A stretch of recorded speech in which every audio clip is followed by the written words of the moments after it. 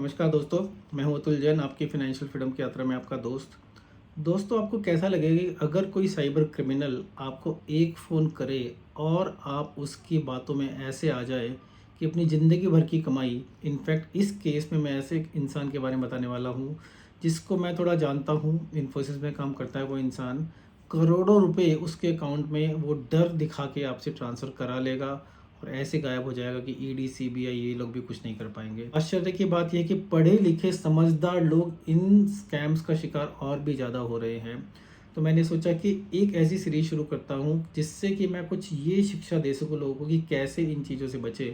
लेकिन किन चीज़ों से बचना है उनको समझने के लिए आपको पहले ये समझना पड़ेगा कि कैसे कैसे ये फ्रॉड्स होते हैं। तो ये सीरीज़ शायद थोड़ी इंटरेस्टिंग हो, लेकिन सावधान करने के लिए सीरीज़ बना रहा हूँ, क्योंकि बहुत दुख होता है दोस्तों जब आपका पैसा आप अपनी ही गलती से जानबूझकर एक्चुअली किसी और के अकाउंट में दे देते हो, क्योंकि उसने आपको डराया, उसने आपको सताया, उसने आपको उल्लू बनाया। और ऐसा उल्लू बनना बहुत बुरा लगता है। इस केस में दोस्तों पिछले ही महीने की बात है कि एक इन्फोसिस के कर्मचारी को मुंबई से कॉल आता है और वो बोलते हैं कि हम टीआरएआई डिपार्टमेंट से कॉल कर रहे हैं और आपके सिम कार्ड से जो एक फ़ोन इशू हुआ था उस फ़ोन से कुछ इलीगल एडवर्टाइजमेंट हुई है, जो कि बहुत ही गलत चीज़ है। और उससे मनी लॉन्ड्रिंग एसोसिएटेड काम हुए हैं। अब वो इंसान इतना घबरा जाता है और उसको और ज़्यादा डराने के लिए वो बोलते हैं कि हम बिल्कुल सच बोल रहे हैं, आपको दिल्ली आना पड़ेगा, आपको मुंबई आना पड़ेगा और आपको एकदम से अरेस्ट कर लिया जाएगा, क्योंकि आपके खिलाफ हमारे पास एफआईआर है।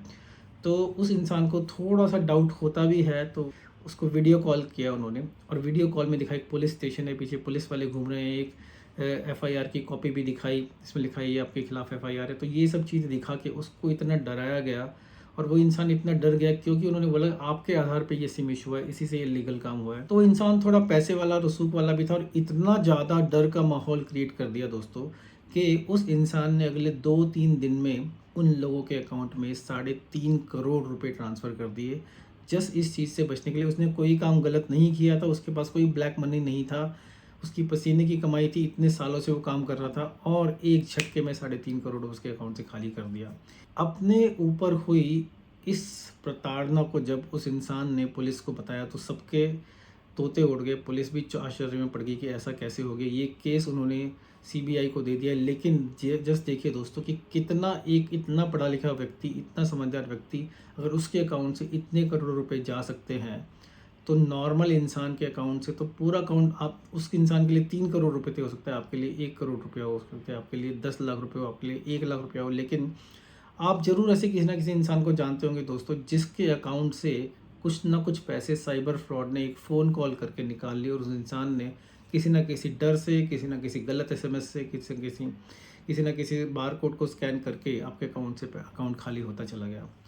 दोस्तों, ऐसी चीज़ों से बचने के लिए हमें क्या करना चाहिए, तो थोड़ा सा अपने चैनल पे मैं इस चीज़ को उजागर करना चाहूँगा। इस केस में क्या करना चाहिए, इस केस में अगर आपके पास कभी भी कोई ऐसा कॉल आता है जो आपको डराए, पुलिस का नाम देके डराए, ईडी, सीबीआई, इन सब बड़ी बड़ी इंस्टीट्यूशंस का नाम लेके डराए, तो डरने की बात बिल्कुल नहीं है दोस्तों। बिल्कुल आप लॉयर से कनेक्ट कर सकते हैं, फिजिकली पुलिस स्टेशन में जाके आप बात कर सकते हैं। पुलिस आपकी सहायता के लिए है। ऐसे फ्रॉड लोग जो होते हैं वो स्कैम करते हैं, डराते हैं, डराने का माहौल क्रिएट कर देते हैं। तो इन चीज़ों से बचना बहुत ज़रूरी है दोस्तों, नहीं तो आपकी कमाई चली जाएगी। और दूसरी चीज़ क्या होती है दोस्तों, जब वो लोग एक इंसान का उल्लू बना लेते हैं तो उनके हौसले इतने बुलंद हो जाते हैं कि वो और लोगों का भी उल्लू बनाने की कोशिश करते हैं और बनाते हैं। बाकायदा इन चीज़ों चलाने के लिए उन्होंने कॉल सेंटर्स बना रखे हैं। आजकल के यंग लोग जिनको नौकरियां नहीं मिल रही हैं, उनको उन कॉल सेंटर्स में नौकरी दिलाते हैं, उनसे ये सब कॉल्स कराते हैं और वो लोग 10-20-25 हज़ार रुपये के लिए ये काम करते हैं, जबकि उन्हें पता है कि सामने वाले को फ्रॉड कर रहे हैं। लेकिन उनको लगता है हमें फ्रॉड का मनी थोड़ी मिल रहा है, वो जो पैसा आ रहा है वो तो कंपनी के मालिक के पास आ रहा है, हमारे पास तो अपनी 20-25 हज़ार रुपये की सैलरी आ रही है। और ऐसे लोग आगे चलकर क्रिमिनल ही बनते हैं दोस्तों। भले ही वो अपनी नौकरी कर रहे हो, लेकिन उनको पता है कि उनको समझ में आ भी जाता है कि इस तरह का फ्रॉड करके कितनी जल्दी कितना ज़्यादा पैसा बन सकता है। तो दोस्तों, अपने चैनल के माध्यम से मैं कुछ ऐसी चीज़ें उजागर करूँगा और शायद मैं ऐसे कुछ लोगों का इंटरव्यू भी करूँ जिनको इस सब चीज़ों का जो शिकार बने हैं। तो अगर आप ऐसे किसी इंसान को जानते हैं, अगर आप ऐसे किसी चीज़ का शिकार हुए हैं, तो मेरे चैनल पर आप आइए और अपनी कहानी सुनाइए, जिससे कि और लोग बच सके, क्योंकि बहुत ज़रूरी है दोस्तों। अपने पसीने की कमाई चाहे 10 रुपए ही क्यों ना हो, किसी साइबर क्रिमिनल को देकर एक तो कितना ठगा महसूस करते हैं, और वो इंसान जिसने आपको ठग लिया वो तो अपने आप को इतना समझदार समझने लगता है कि वो और स्मार्ट बनते जा रहे हैं।